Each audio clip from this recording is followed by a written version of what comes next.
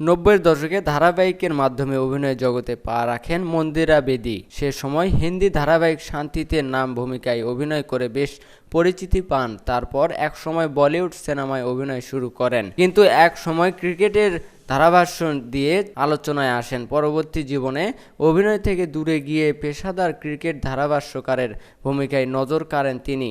তাই তার কাছে এখন আর আগের মতো অভিনয়ের প্রস্তাব আসে না। সম্প্রতি এক সাক্ষাৎকারে তিনি অভিমানের সুরে বলেন, ইদানিং আমি শুধু অভিনয়কে মিস করি। এখনও মানুষ আমাকে ক্রিকেট প্রেজেন্টার হওয়ার বা সংবাদ পাঠের জন্য প্রস্তাব দেন, কিন্তু আমি রাজি হই না। আমি ভালো চরিত্রের সন্ধানে রয়েছি। মনে হয় মানুষ হয়তো ভুলেই গেছেন যে আমি একজন অভিনেত্রী। দীর্ঘ 9 বছর ছোট পর্দায় অভিনয় করে বিরতি নেন মন্দিরা। 2003 সালে বিশ্বকাপ ক্রিকেট উপস্থাপক হিসেবে যোগ দেন। এরপরই তার জীবন বদলে যায়।